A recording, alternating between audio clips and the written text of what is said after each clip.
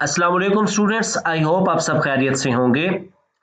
आज का जो हमारा लेक्चर है एरोबिक रेस्पिरेशन का जो सेकंड स्टेप होता है इंटरमीडिएट स्टेप, जिसके बाद क्रेब्स साइकिल स्टार्ट होती है। बेसिक स्टेप क्रेब्स साइकिल ही है, लेकिन ग्लाइकोलाइसिस और क्रेब्स साइकिल के दरमियान में एक इंटरमीडिएट स्टेप होता है, उसको एक्सप्लेन करेंगे, साथ ही साथ क्रेब्स साइकिल को भी। इससे पहले प्रीवियस लेक्चर में मैंने आप लोगों के साथ डिटेल में ग्लाइकोलाइसिस को एक्सप्लेन किया था, और आज हम लोग अपना जो सेकंड मेन स्टेप है क्रेब्स साइकिल, और उससे पहले जो एक इंटरमीडिएट स्टेप होता है उसको भी पढ़ेंगे। Krebs cycle is a series of reactions in which pyruvate from glycolysis is oxidized into carbon dioxide. देखिए ना, जो एरोबिक रेस्पिरेशन है ना, ग्लाइकोलाइसिस है, क्रेब्स साइकिल है, इलेक्ट्रॉन ट्रांसपोर्ट चेन है, इसमें जो ग्लूकोज 6 कार्बन कंपाउंड है ये ब्रेक कर रहा है। ठीक है, ग्लाइकोलाइसिस में देखा हमने पायरुवेट में ब्रेक किया, उसके जो बॉन्ड टूटे, एनर्जी रिलीज हुई, और वो एनर्जी एटीपी बनाने में यूज होती है। इसी तरह अब आगे जो पायरुवेट है ये अब ये ब्रेक डाउन करेगा क्रेब्स साइकिल में, कंप्लीट ब्रेक डाउन कर जाएगा किसमें, कार्बन डाइऑक्साइड में, और जो बॉन्ड टूटेंगे एनर्जी रिलीज होगी, एटीपी बनेगा, NADH बनेगा, FADH2 भी बनेगा। Krebs cycle was discovered by Hans Krebs in 1930s. Two electron carriers act as a hydrogen acceptor. These are, अब देखिए यहाँ पे आगे दो हाइड्रोजन एक्सेप्टर हैं, यानी ऑक्सीडाइजिंग एजेंट है, रिडक्शन इसमें ऑक्सीडेशन रिडक्शन में यूज होते हैं NAD और FAD। NAD की फुल फॉर्म क्या है, निकोटीन अमाइड एडेनिन डाइन्यूक्लियोटाइड, और FAD क्या है, फ्लेवन एडेनिन डाइन्यूक्लियोटाइड। ये यहाँ पे बतौर हाइड्रोजन एक्सेप्टर यूज होंगे।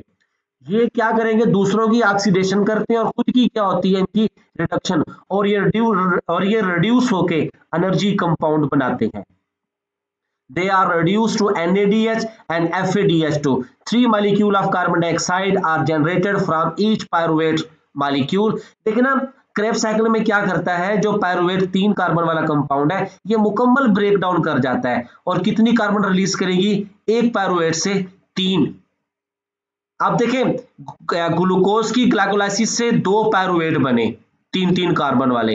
जब ये दोनों मुकम्मल ब्रेक डाउन कर जाते हैं, क्रेब्स साइकिल कंप्लीट हो जाता है, तो हर एक से 3 कार्बन डाइऑक्साइड, तो टोटल कितने हो गए, ग्लूकोज से एक पायरुवेट से 3, दूसरे पायरुवेट से 3, तो टोटल कितनी कार्बन डाइऑक्साइड, 6। अब देखो ना, आप लोग एरोबिक रेस्पिरेशन की इक्वेशन लिखते हैं कि 6 कार्बन ग्लूकोज कंपाउंड ऑक्सीजन की मौजूदगी में उसकी ऑक्सीडेशन वगैरह होती है, ब्रेक डाउन करता है रेस्पिरेशन, तो 6 कार्बन डाइऑक्साइड बनते हैं, 6 पानी के मॉलिक्यूल बनते हैं, और 36 ATP बनते हैं, तो वो ऐसे बनते हैं।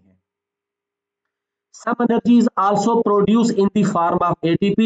Most of the remaining energy is in the form of NADH and FADH2. ये जो NADH और FADH2 ये भी एनर्जी कंपाउंड है। एक NADH का मॉलिक्यूल 3 ATP के बराबर होता है, और एक FADH2 का मॉलिक्यूल 2 ATP के बराबर होता है। These two molecules are then transferred into electron transport chain. अब देखें ना, हमें तो एनर्जी ATP में चाहिए ना। अब ये जो NADH FADH2 जो कि क्रेब्स साइकिल से बन रहे हैं, अब ये क्या करेंगे, ये अब देखिए जो क्रेब्स साइकिल है ये मैट्रिक्स में होता है, माइटोकॉन्ड्रिया के इनर चैम्बर में मैट्रिक्स में होगा, तो NADH और FADH2 ये दोनों फिर मूव करके जाते हैं क्रिस्टी पे, जहां पे इलेक्ट्रॉन ट्रांसपोर्ट चेन का मैकेनिज्म होता है। फर्दर ये वहां जाके ब्रेक करते हैं और हमें ATP देते हैं। जब इलेक्ट्रॉन ट्रांसपोर्ट चेन में एक NADH का मॉलिक्यूल जाएगा, इसकी ब्रेकडाउन से 3 ATP बनेंगे, और एक FADH2 का मॉलिक्यूल जाएगा तो 2 ATP बनेंगे। और अब ये स्टेप आ गया हमारे पास, the pyruvate is first change into acetyl CoA. अब जो मैंने बताया ना कि क्रेब्स साइकिल में एंटर होने से पहले पायरुवेट की एक स्मॉल स्टेप में ब्रेक डाउन होती है, एक इंटरमीडिएट स्टेप आएगा जिसका नेम होता है ऑक्सीडेशन ऑफ पायरुवेट, या दूसरा नेम होता है इसका डीकार्बोक्सिलेशन ऑफ पायरुवेट, वो मैं अभी आप लोगों को दिखाता हूं।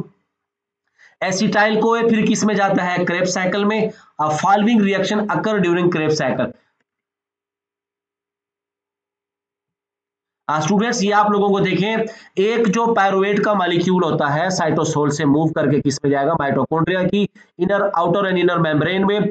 वहां जाके क्या होगा, इसकी डीकार्बोक्सिलेशन हो रही है, एक कार्बन डाइऑक्साइड यहां से रिमूव होगी, उसके बाद एक NAD आएगा, जो कि क्या करेगा, पायरुवेट में से हाइड्रोजन लेगा, उसकी क्या होगी, रिडक्शन, NAD बनाएगा, और फिर साथ में क्या होता है, एक कोएंजाइम A यहां आके यूज होता है।